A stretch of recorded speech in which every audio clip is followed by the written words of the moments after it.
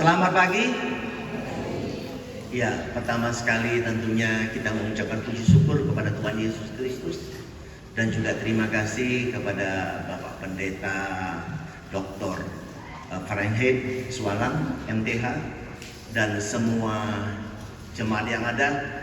Terima kasih saya bisa ada di tempat ini bukan secara kebetulan. Saya yakin Tuhan punya maksud dan tujuan. Ada amin? Ya. Saya kenalkan diri saya, nama saya Pak Runtungan Girsang. Saya sudah berkeluarga, istri cuma satu. Kemudian anak saya ada 3 dan cucu saya sudah 3. Ya, 2 sudah menikah, yang 1 belum. Ya. Dan hari ini saya memberi tema, ya tema khotbah kita akan berbicara kesadaran yang bagaimana sehingga hidup kita bahagia dan tahan uji dalam kehidupan ini. Ya, kita tahu perkembangan strategis global, regional dan nasional. Suka tidak suka kita masuk dalam perkembangan lingkungan strategis yang terjadi, ya. Baik itu global mempengaruhi regional dan juga mempengaruhi kita nasional dan juga mempengaruhi kota Manado. Betul? Nah, sebagai anak-anak Tuhan, kita perlu mengerti, ya, mengerti situasi yang terjadi dan lebih-lebih juga mengerti kebenaran firman Tuhan. Sehingga hidup kita sehari-hari di dalam kehidupan kita benar-benar bisa menjadi pemenang. Tadi ada lagu, lebih dari pemenang. Kemudian kita bahagia dan tahan uji dalam kehidupan kita. Karena kita melihat baik di luar negeri maupun di Indonesia saat ini terjadi peperangan, ya, di berbagai negara. Ada Ukraina dengan Rusia, ada Palestina dengan dengan Israel. Indonesia juga terjadi begitu banyak masalah. Ada menteri yang korupsi, ya kan? Begitu banyak persoalan dalam hidup. Ya. Nah, pertanyaannya, saudaraku, bagaimana setiap kita, baik sebagai anak-anak Tuhan, sebagai kepala keluarga, sebagai ibu rumah tangga, sebagai anak, sebagai pelajar, sebagai mahasiswa, sebagai orang yang bekerja di suatu kantor, organisasi, bagaimana kita? Nah, ini kita perlu mengevaluasi diri kita. Karena, ya, Bapak Ibu Saudaraku, saya mau tanya, siapa yang minta lahir di bumi ini? Ada yang minta lahir, bilang dulu sama Tuhan, Tuhan saya mau turun ke bumi. Nggak ada, ya, nggak ada. Papa mama juga kita nggak bisa pilih, betul nggak? Kita ada di situ, semuanya kita. Nah, untuk itu kita perlu mengevaluasi diri kita dari firman Tuhan yang kita baca, kita pelajari. Kita perlu mengerti kebenaran sehingga benar-benar kita bisa mengerti, memiliki kesadaran yang bagaimana tadi, ya, supaya apa? Hidup kita bahagia dan tahan uji. Pertama, bisa tolong bantu dibuka ayatnya. Buka kolom 2 Korintus 13 ayat 5. Ini penting sekali ayat ini, teman-teman sekalian, ya. 2 Korintus 13 ayat 5. Ya. Nah, di sini dikatakan, ya, ujilah dirimu. Ya, ujilah dirimu. Apakah engkau tidak tegak di dalam iman? Selidikilah dirimu. Ya, apakah Kristus Yesus hidup tidak dalam dirimu? Jika tidak, engkau tidak tahan uji. Dalam bahasa Inggrisnya dikatakan, if Christ is not in you, ya, you are disqualified. Jadi kita ini tidak memenuhi kualifikasi. Jika siapa? Jika apa, Bapak Ibu? Kristus tidak ada di dalam kita. Pertanyaannya adalah, dalam kehidupan Bapak Ibu sehari-hari, siapa yang hidup di dalam kita? Saya mau katakan, Bapak Ibu, dari pengalaman pribadi saya, kalau yang hidup dalam setiap diri kita adalah kita sendiri, your own self, ya, itu hidup dalam diri kita, maka suka tidak suka, saudara akan mengalami begitu banyak masalah dan saudara akan mentok sana mentok sini. Kenapa? Karena yang hidup adalah diri kita sendiri.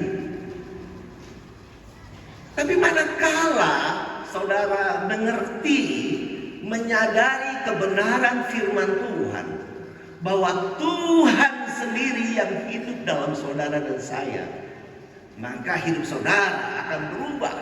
Ada amin? Ya, ini luar biasa. Coba saudara renungkan.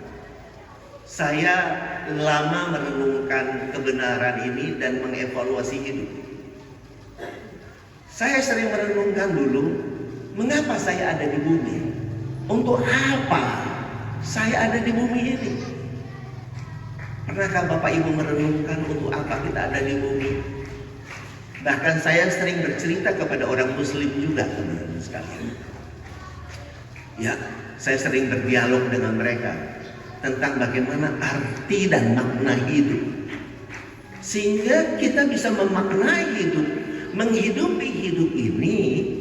Kita akan merasakan ada damai sejahtera, ada kebahagiaan. Dan kalau ada cobaan, ada ujian, kita tahan terhadap cobaan itu. Nah, ini penting sekali, karena pergumulan hidup itu berbagai macam cara. Nah, ingat ya, dikatakan firman Tuhan berkata, iblis mengaum-ngaum di sekitar kita, di sekelilingmu, dan siap menerkam kita. Kata benar kan? Firman Tuhan berkata demikian. Pertanyaannya lah, Bapak Ibu saudaraku, coba lihat sekeliling Bapak Ibu, putar, lihat kiri kanan, ada iblis nggak? Nggak ada. Nggak ada ya? Nggak ada, saudara. Yang adalah apa yang ada?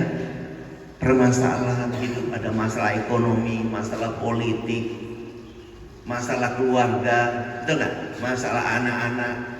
Semua masalah apa yang kita hadapi, kalau kita tidak mampu mengatasinya, mampu bagaimana menyelesaikannya, itu yang menjadi momok bagi hidup saudara dan saya. Ada amin? Kalau sampai masalah di sekitar saudara yang saudara hadapi, itu membuat pikiran kita terbelenggu, apalagi jauh dari Tuhan, maka itu yang menjadi iblis, saudara. Ingat nggak? Yesus pernah berkata kepada Petrus, "Hai Petrus, nyalah iblis, engkau hanya memikirkan apa yang dipikirkan oleh manusia, bukan apa yang Tuhan pikirkan." Ada amin, saudaraku? Saudara, manakala pikiran kita tidak sejalan dengan kebenaran firman Tuhan, maka siapa yang jadi iblis? Ya diri kita sendiri, saudara. Karena firman Tuhan berkata, 1 Petrus 1 ayat 9 berkata, engkau telah mencapai tujuan imanmu, yaitu apa? Keselamatan jiwamu. Saudara, ada amin? Jadi yang diselamatkan Tuhan itu adalah jiwa saudara. Paradigma cara saudara berpikir, your mindset. Maka kitab Roma 12 ayat 2 dikatakan, janganlah engkau sama dengan dunia ini. Maka engkau harus melakukan apa? Pembaharuan budimu, renewing of your mind, sehingga kita tahu apa yang baik, yang jahat, yang sesuai dengan kehendak Tuhan. Inilah dalam hidup. So apapun itu ada di pikiran saudara. Karena peperangan yang terbesar dalam hidup adalah in your mindset, dalam pikiran saudara. Kalau kami di dunia militer, ya, peperangan yang terbesar adalah bagaimana mengalahkan pikiran sang panglima musuh itu. Karena ada di pikiran itu. Ya, bagaimana mempengaruhi pikiran lawan, terutama panglima perangnya, supaya nggak jadi perang atau apa gitu. Anggap ya, Bapak Ibu. Jadi sebenarnya dalam hidup itu Tuhan ingin apa? Membuat pikiran kita itu tenang, selamat. Ingat kalau di perjanjian lama ingat nggak Bahtera Nuh? Nuh dan keluarganya harus ada di dalam bahtera, betul? Kalau tidak ada di dalam bahtera, mereka apa? Semuanya binasa, ya. Semua yang ada di luar bahtera itu mengalami kebinasaan. Apa bahtera itu? Bahtera is talk about Christ itself, gitu loh. Jadi perjanjian lama, kalau Bapak Ibu Saudaraku membaca ayat-ayat perjanjian lama, itu semua adalah ayat-ayat yang bercerita wujudnya adalah Kristus. Kolose 2 ayat 16 sampai 17 berkata, janganlah ada orang yang menghakimi kamu, baik tentang makanan, tentang minuman, tentang hari raya maupun hari Sabat. Semuanya itu adalah apa? Wujudnya ialah Kristus. So, rahasia yang terbesar dalam kehidupan kita adalah Kristus. Nah, kalau kita tidak mengerti dan tidak mengenal siapa itu Kristus, maka hidup kita akan kacau, saudara, Bapak Ibu. Nah, kalau dulu ya Musa tadi Nuh dan keluarganya ada di dalam bahtera. So, saudara, Bapak Ibu, saudaraku dan kita bersama anak cucu kita, handai tolan kita, kerabat kita, komunitas kita, kita harus ada di dalam siapa? Kristus. Kalau tidak, saudara, tidak ada di dalam Kristus itu, sebagai yang tadi diceritakan bahtera Nuh itu, saudara kok tidak ada di dalam Kristus, maka kita binasa. Nah, manakala kita ada di dalam Kristus, karena Yohanes 15 ayat 5 katakan apa? Akulah pokok anggur, engkau ranting-rantingnya. Kalau engkau ada di dalam aku ada di dalam kamu, maka kamu berbuah banyak. Di luar aku, kamu tidak bisa berbuat apa-apa. So, firman ini bukan hanya dibaca terus berlalu, tapi bagaimana kita menghidupi kebenaran firman dalam hidup saudara dan saya. Amin. Saya jujur berkata sebagai kesaksian hidup saya benar-benar percaya kebenaran firman dan menghidupi firman dalam hidup saya.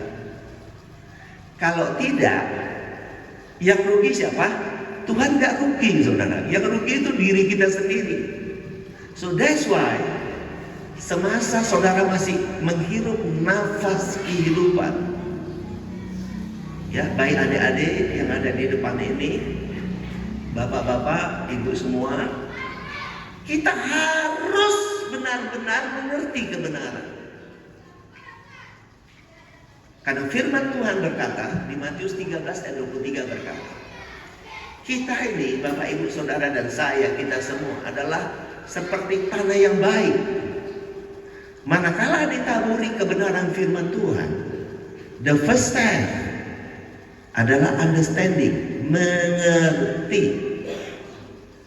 And next, berbuah 100 kali, ada yang 60, ada 30. Pertanyaannya Bapak Ibu mau yang 30, 60 atau yang 100 kali? Semua mau 100. Karena kitab Hosea berkata, umatku binasa manakala tidak mengenal Allah. Kalau kita tidak mengenal Kristus, saudaraku, kita binasa. Walaupun badannya masih hidup, ya, tapi dia binasa karena dia ada di luar Kristus. Saudara, coba tolong bacakan, ditampilkan Kolose 1 ayat 27. Ini yang harus kita hidupi dalam kehidupan kita, saudara. Kolose 1 ayat 27. Oke, di sini dikatakan apa? Bapak Ibu bisa sama-sama dibaca, tolong. 1, 2, 3.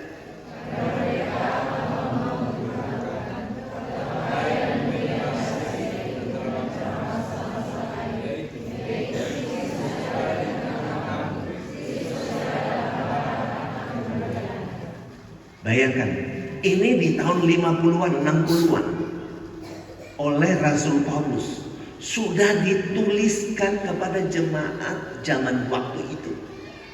Di mana dikatakan ini diberitakan kepada orang kudusnya di zaman itu. Itulah rahasia yang ada di tengah bangsa-bangsa. Yaitu apa? Kristus ada di tengah-tengah kamu. Itulah pengharapan dan kemuliaan di dalam kehidupan kita. Dalam bahasa Inggrisnya ya dikatakan Christ in you, the hope of glory. Jadi kalau Kristus tidak ada dalam hidup saudara dan saya, hidup kita tidak tahan uji, saudara. Pasti hidup kita akan jatuh bangun. Ingat Galatia 2 ayat 19-20 berkata, ya, aku telah mati oleh hukum Taurat untuk hukum Taurat. Aku hidup bagi Allah. Aku telah mati bersama Kristus di kayu salib. Namun aku hidup, tetapi bukan lagi aku yang hidup, melainkan siapa? Kristus yang hidup di dalam aku. Dan hidup yang aku hidup di dalam daging. Hidup oleh iman apa? Oleh iman dalam anak Allah. Bukan iman saudara dan saya. Oleh iman dalam Kristus yang telah mengasihi saudara dan telah menyatakan dirinya, telah memberikan dirinya bagi kita. Ada amin. So, saya mengajak pada pagi hari ini tidak secara kebetulan. Saya ada di sini bersama Bapak Gembala dan semua teman-teman. Mari hidup yang masih berjalan ini, yang masih kita menatap ke depan. Mari sama-sama kita menghidupi day by day, detik per detik dalam kehidupan saudara. Sangat berarti dalam hidup. Ada amin? Apapun tugas yang saudara kerjakan, kemanapun saudara pergi dan dimanapun saudara berdiri, percayalah, Christ in you, the hope of glory. Kristus ada di dalam saudara dan saya. Tadi ingat dikatakan, ujilah dirimu. Apakah engkau tidak tegak dalam iman? Selidikilah dirimu, apakah Kristus Yesus ada tidak dalam dirimu? If not, jika tidak, you are disqualified. Engkau tidak tahan uji. So marilah Bapak Ibu saudaraku, adik-adik sekalian, mari kita menghargai kehidupan ini. Karena Tuhan menciptakan kita, ada agendanya Tuhan. Ada amin? Apa agenda Tuhan yang terbesar dalam hidup saudara? Apa agenda Tuhan? Agenda Tuhan terbesar dalam hidup saudara adalah Dia mau hidup dalam saudara dan saya. Ada amin? Ini agenda terbesar. Bahkan saya bersama orang juga berbicara seperti itu. Kalau kita dalam kehidupan berwarga negara, bernegara, ada salah satu dasar negara, yaitu apa? Pancasila. Itulah the way of life bagi warga negara Republik Indonesia. What does it mean? Apa artinya Pancasila? Apakah Pancasila sebatas slogan sebagai dasar negara aja yang cuma perlu dihafal? Atau bagaimana mengaktualisasikan, menghidupi Pancasila dalam kehidupan saudara dan saya?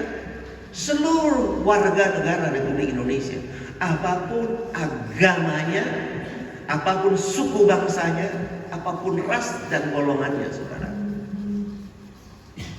Pertanyaannya, apakah kita sebagai umat Tuhan mengerti? Apakah saudara-saudara kita yang berlainan agama dengan kita juga mengerti tentang makna esensi, aktualisasi kehidupan Pancasila dalam kehidupan setiap kita? Apa yang sila pertama, saudaraku? Ketuhanan yang Maha Esa. Maka seharusnya everybody, setiap warga negara Republik Indonesia dengan kata-kata ketuhanan yang Maha Esa, apapun agamanya, Maka mereka harus bisa mengerti kalau Tuhan yang Maha Esa itu tidak meramu pikiran kita, tidak meramu jiwa hati kita ini, maka yang hidup adalah dirinya. Amin. Dirinya sendiri yang hidup. Maka hidup tadi bisa jadi seorang koruptor, bisa menjadi pembunuh, bahkan bisa orang bunuh diri. Apapun bisa terjadi karena pikiran kita tidak diramu oleh Tuhan.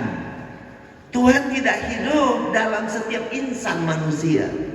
Kalau Tuhan hidup dalam setiap insan manusia, maka setiap insan manusia akan luar biasa. Mengapa? Identitas.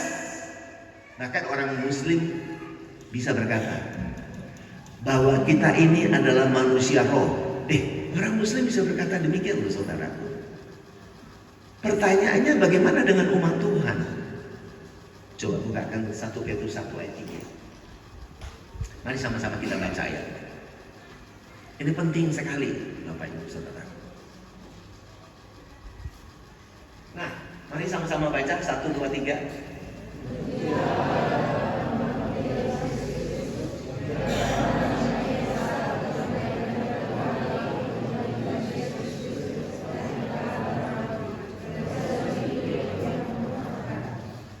Inilah yang tidak dimengerti oleh Nikodemus, Bapak Ibu Saudaraku. Nikodemus tidak mengerti apa kata yang diartikan kalau engkau tidak dilahirkan kembali. Ini identitas ya, bagaimana ya? Tadi kita menjawab bagaimana, ya, yang bagaimana, kesadaran yang bagaimana. Tadi satu saya bercerita apa? Kesadaran tentang Christ in you, in me, in us, oke? Bahwa Tuhan ada hidup dalam saudara dan saya. Itu kesadaran yang pertama. Itu bisa dikatakan kedua juga boleh, mau pertama juga boleh. Kesadaran yang perlu kita hidupi adalah bahwa hidup kita bukan hidup yang lama. Nah, hidup kita semuanya sudah hidup lahir baru. Ada amin. Waktu Kristus bangkit, karena kita telah mati, dibaptis dalam kematiannya dan dikuburkan bersama Dia. Dan kita telah bangkit bersama Dia. Ada amin. So Bapak, Ibu, Saudaraku, kita ini telah bangkit. Kita telah dilahirkan baru di dalam Kristus yang sulung yang pertama kali bangkit. Ada amin. Inilah kehidupan manusia lahir baru. So Bapak Ibu Saudaraku, dalam kehidupan kita sehari-hari, we should understand, ya. You have to remind yourself that you are bukan manusia lama lagi. Coba tolong bukakan 2 Korintus 5 ayat 16 dan 17. Ya, 2 Korintus 5 ayat 16 dan 17. Coba mari sama-sama kita baca. Sebab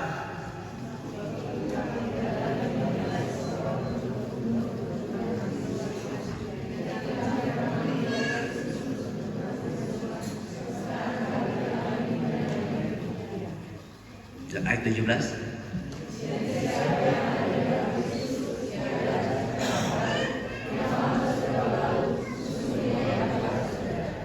Bapak Ibu Saudara, kita tidak lagi menilai manusia dengan ukuran-ukuran manusia lahiriah.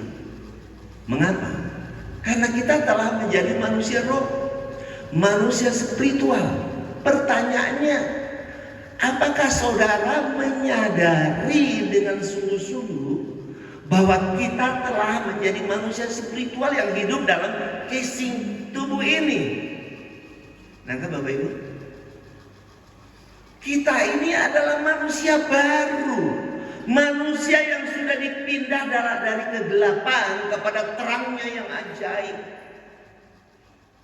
Apakah kita menyadari bahwa kita begitu luar biasanya di mata Tuhan? Apakah saudara menghidupi bahwa hidup saudara sekarang tidak bisa dinilai dengan ukuran-ukuran lahiriah? Sebab saudara sangat luar biasa, lebih dari pemenang. Karena saudara telah menjadi manusia baru, manusia lahir baru, manusia spiritual di dalam Kristus Yesus. Ya. Jadi siapa yang ada di dalam Kristus, dia adalah menjadi ciptaan. Yang lama telah berlalu, yang baru sudah datang. Pertanyaannya adalah, apakah ayat-ayat ini cuma dibaca lalu begitu saja, atau kita menghidupinya dalam kehidupan ini? Kalau tidak, I will say that yang rugi kita sendiri. So be happy in your life. Berbahagialah dalam hidup ini karena kasihnya begitu besar kepada saudara dan saya, kepada anak cucu kita yang jutaan jumlahnya yang kita lihat selanjutnya ya. Mari be happy in your life. Berbahagialah dalam hidup. Apapun pergumulan yang saudara hadapi, percayalah, manakala saudara bertahu bersatu dengan Dia ada dalam saudara, saudara ada di dalam Dia, maka tidak ada apapun yang akan membelenggu saudara, yang mengintimidasi saudara. No one, nggak ada. Percaya sama saya. Saya bisa berkata begini karena ini yang saya hidupi sekali. So, mari dengan demikian, mari miliki relasi yang intim dengan Dia. Karena kita ada di dalam Dia, Dia ada di dalam kita. So jangan waktu dibiarkan berlalu seperti itu. Tapi milikilah relasi yang ginosko dengan Tuhan. Kata ginosko dalam bahasa Yunani diartikan dalam bahasa Indonesia itu kalau suami istri itu terbuka dengan Tuhan, itu lebih terbuka lagi. Nangkap ya Bapak Ibu. So our relationship with God, with Christ Jesus, itu betul-betul very close. Intimacy yang luar biasa. Saya berkata gini. Nah ini makanya Yesus berkata apa kepada wanita Samaria itu, dia bilang apa? Janganlah engkau menyembah Tuhan di gunung itu, dan jangan juga engkau menyembah di Yerusalem. Tuhan menghendaki apa? Penyembah apa? Yaitu yang menyembah Allah dalam roh dan kebenaran. So, mari kita menyembah Dia dalam roh dan kebenaran. Artinya apa? Artinya kita adalah kesatuan, bersatu dengan Dia. Di mana setiap tarikan nafas kita, setiap detak jantung kita, intinya adalah praise the Lord. Ucapan puji syukur karena Dia ada bersama kita dan di dalam kita. Amin. Itulah Immanuel. Yang dikatakan Immanuel bukan berarti cuma slogan Immanuel, Dia ada di mana kita. We are unity with Him. Coba bukakan ayatnya. 1 Korintus 6 ayat 17. Coba mari baca baik-baik ayat ini. Kencang-kencang bacanya. 1, 2, 3.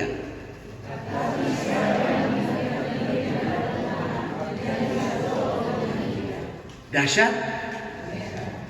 Saya waktu menemukan ayat ini, menurut saya sangat dahsyat Bapak Ibu. Kenapa pakai kata tetapi? Because apa?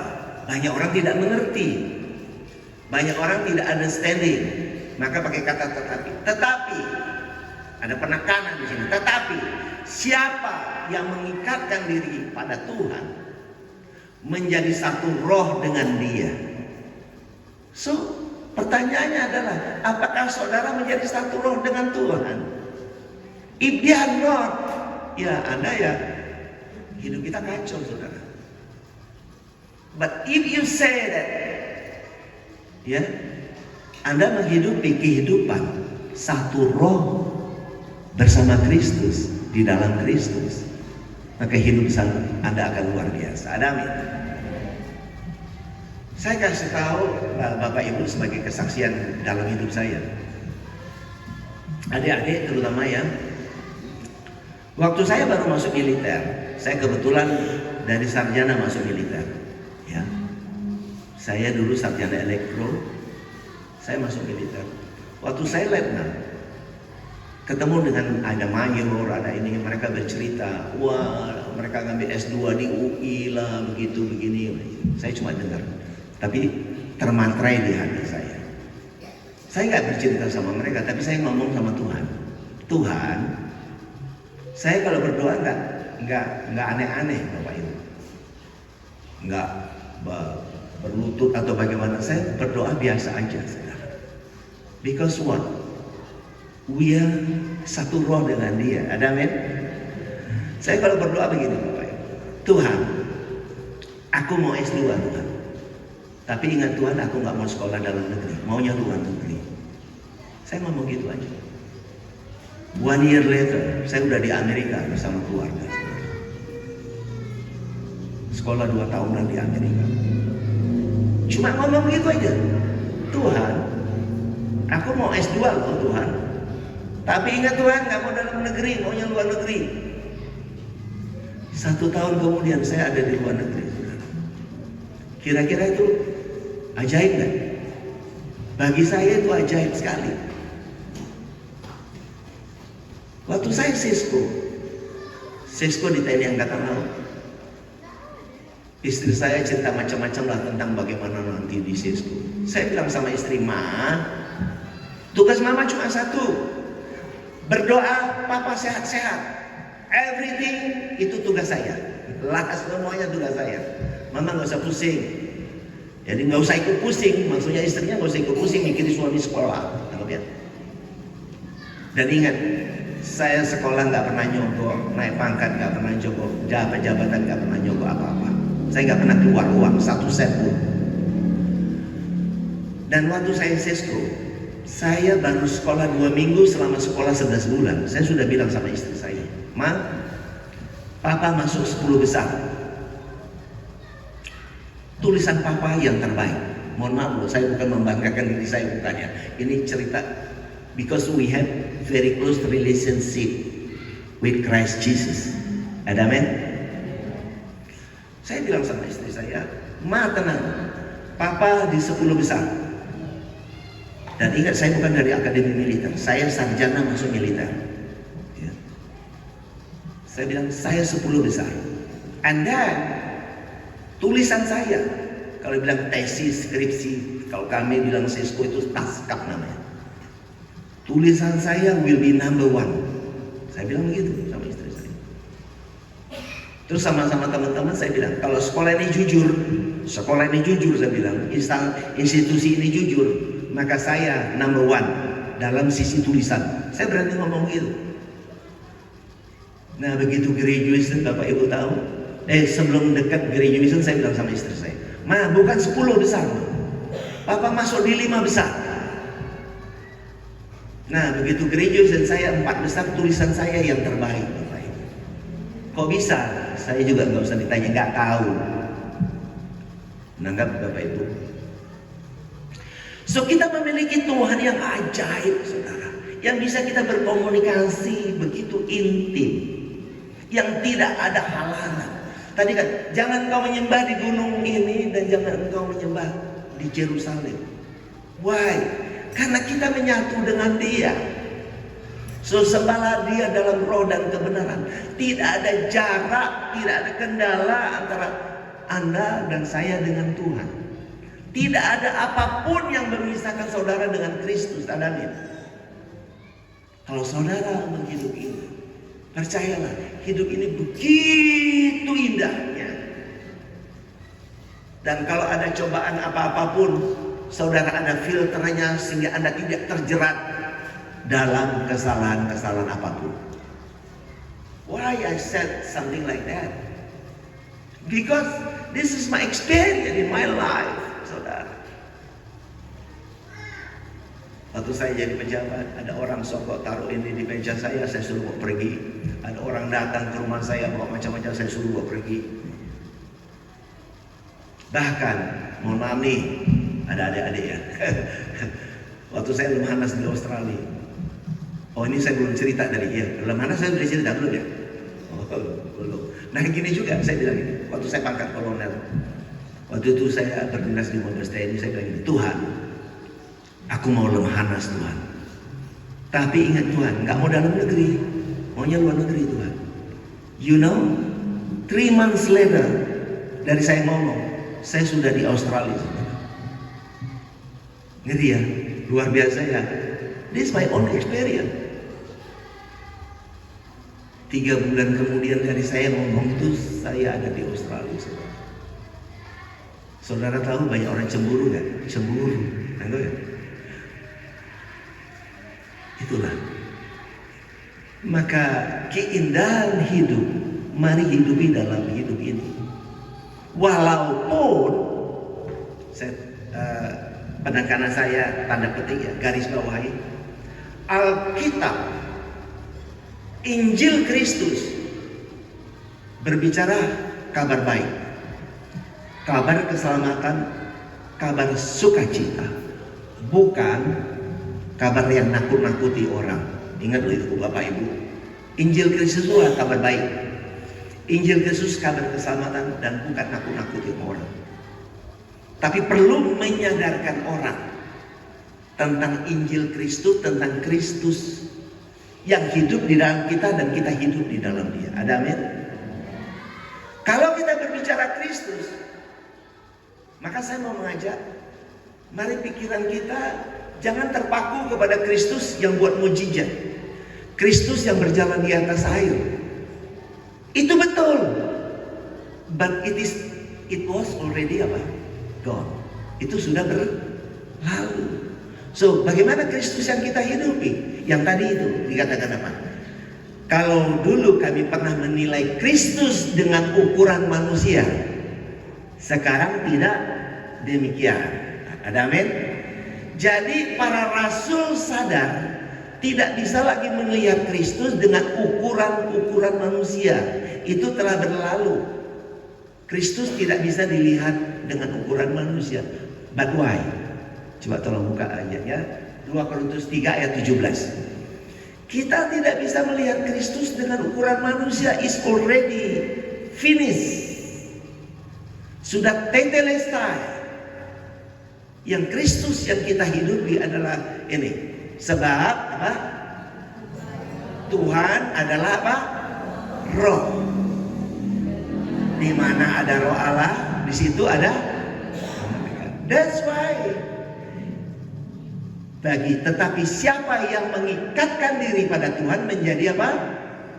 Satu roh dengan Dia. Ada amin? Jadi saudara, Tuhan itu roh, Allah itu roh, saudara. Jadi kita harus tahu bahwa Allah yang roh, Tuhan yang roh pernah turun mengambil rupa manusia. Yes. Dalam rangka apa Bapak Ibu? Nah, tolong baca Efesus 1 ayat 4 ini. Ini kenapa? Ini supaya begini. Ini mengapa dia turun supaya ini. Nah, mari baca. 1, 2, 3.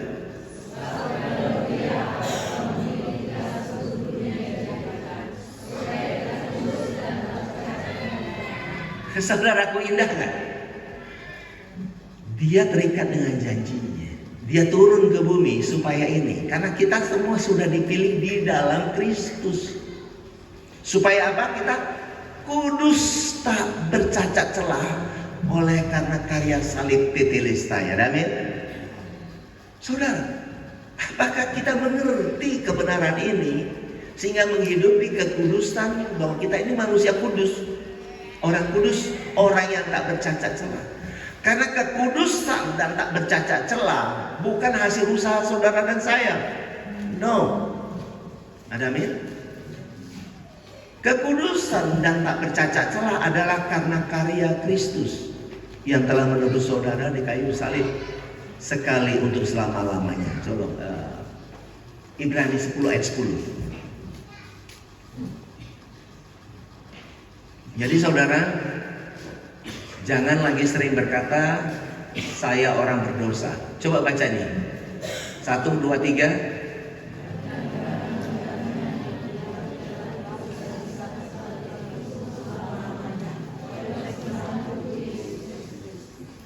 Persembahan tubuh Kristus berapa kali?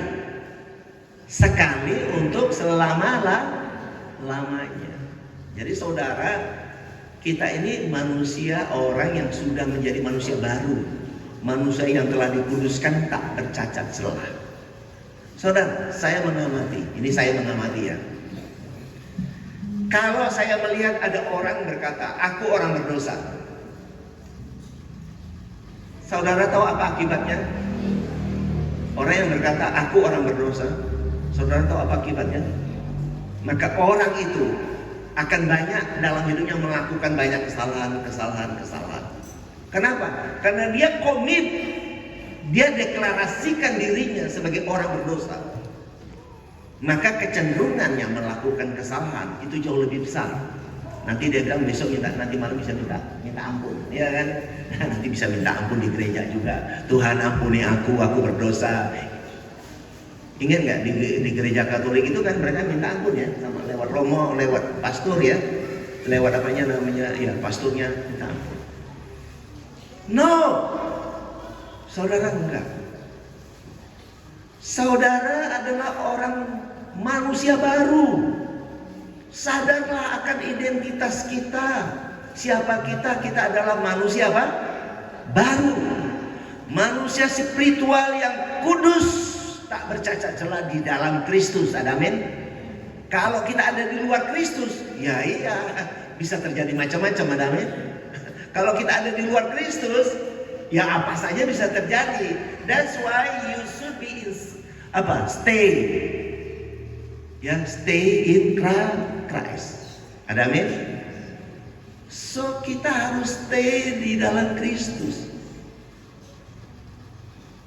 Saudara, tinggallah di dalam Dia, bersama Dia, dan ya, Filipi 2 ayat 5 katakan, hendaklah kamu dalam hidupmu bersama mengenakan pikiran dan perasaan juga yang ada pada Kristus. Menjadi pikiran kita dan perasaan kita dalam kehidupan kita sehari-hari. Amin. Jadi saudara, kalau ini saudara hidupi, percayalah saudara akan luar biasa. Amin. Maka di ayat 13 Filipi 2 ayat 13 berkata, Allah lah. Coba ayat 13 ya. Ayat 13 ya. Ini penting banget ayat 13. Anda mau baca ayat 12 itu boleh aja seakan-akan itu usaha kita harus berjuang. Tapi bacalah ayat 13. 1, 2, 3.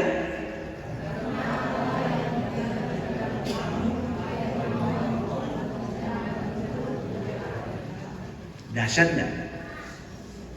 So Allah lah, Tuhanlah yang melakukannya lewat saudara dan saya sebagai tubuhnya, sebagai gerejanya, ya, baik itu kemauan maupun pekerjaan menurut kerelaannya. So anak-anak Tuhan harus jadi orang-orang luar biasa yang meramu kehidupan dengan aroma kerajaan Kristus. Amin.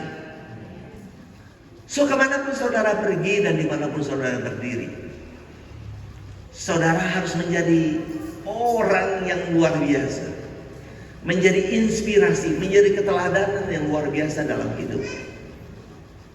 Kalau jadi papa, jadi mama, jadi anak-anak. Kalau kita jadi papa, kita mau terlihat bagaimana kita menjadi papa teladan, supaya anak kita, anak lelaki kita, kalau dia jadi papa, dia pun akan meneladani yang terekspresikan dalam kehidupan kita sebagai seorang papa. Demikian juga mama. Enggak, Bapak Ibu. Karena kehidupan kita sebagai orang tua tidak lain adalah menjadi keteladanan, menjadi inspirasi bagi anak cucu kita. Kalau tidak, kita akan rugi, saudara. Bayangkan saudara, kalau ada seorang bapak, mohon maaf ya, hidupnya kawin cerai, kemudian menjadi seorang koruptor, pembunuh, apa yang diteladani anaknya? Gak ada, saudara. Nah inilah Mari kita menyadari agenda Tuhan yang terbesar yang saya katakan tadi. Agenda Tuhan yang terbesar dalam kehidupan setiap insan manusia adalah Tuhan mau hidup di dalam setiap manusia. Amin. Itulah agenda Tuhan yang terbesar. Mau dia agamanya Buddha kayak, mau Hindu kayak, mau Muslim, mau Konghucu, mau ateis sekalipun. Ingat, ada Tuhan di dalam dia. Walau dia bilang dia nggak percaya Tuhan, amin. Walaupun ada orang berkata nggak percaya Tuhan, tetap ada Tuhan di dalam dia. Cuma karena dia tidak mengikatkan diri pada Tuhan, ada nanggap? Dia tidak mengikatkan diri pada Tuhan, dia tidak menjadi satu roh dengan dia, amin. Tapi bagi kita yang menyadari akan kebenaran firman Tuhan, mari benar-benar kita mengikatkan diri pada Tuhan, sehingga saudara dan saya, anak cucu kita benar-benar mengalami menjadi satu roh dengan dia, sehingga Tuhanlah yang mengalir terekspresikan baik lewat perkataan kita, ya, perbuatan kita, tindak tanduk kita, menjadi kebiasaan sehari-hari kita yang menjadi karakter kita dan menjadi integritas hidup kita. Itu adalah karena diramu oleh kebenaran firman. Tuhan yang meramu pikiran saudara dan hati saudara, jiwa saudara. Ada amin? Mari hidup ini saudaraku di dalam kehidupan saudara dan saya. Kalau enggak, Tuhan tidak rugi, yang rugi kita. Mari kita tundukkan kepala, kita berdoa. Tuhan Yesus Kristus, kami telah mendengarkan kebenaran firman-Mu. Firman-Mu ya dan amin. Kami aminkan kami adalah seperti tanah yang subur, tanah yang baik Tuhan. Kami aminkan manakala kami ditaburi oleh kebenaran firman-Mu. Maka kami aminkan kami mengerti, understanding dalam kehidupan kami. Bahkan kami bisa berbuah sampai 100 kali lipat. Terima kasih Tuhan akan kebenaran firman-Mu. Kami aminkan kami semua bersama semua keluarga, anak cucu, sahabat-sahabat. Kami aminkan di dalam kehidupan kami. Kami semua sehat di dalam Engkau, bersama Engkau. Dan apapun yang Tuhan percayakan kepada kami, baik kami sebagai papa, mama, sebagai anak-anak, sebagai sahabat, sebagai cucu, kami aminkan apa yang Tuhan percayakan, yang kami kerjakan, semuanya Tuhan buat berhasil sempurna di dalam nama Tuhan Yesus Kristus. Terpuji nama-Mu Tuhan. Firman yang telah ditabur kami aminkan tidak pernah kembali sia-sia, dan dia akan terus berbuah. Inilah kami, pakai setiap kami seturut dengan apa rancangan dalam kehidupan kami Tuhan.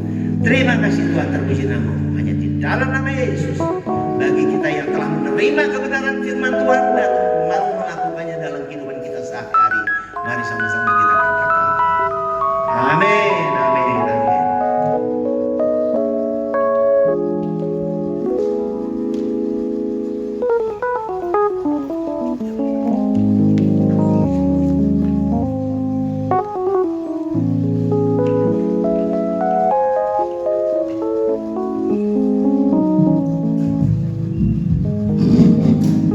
Puji Tuhan, kita sudah berkati dengan kebenaran firman Tuhan, memberkati amat Tuhan.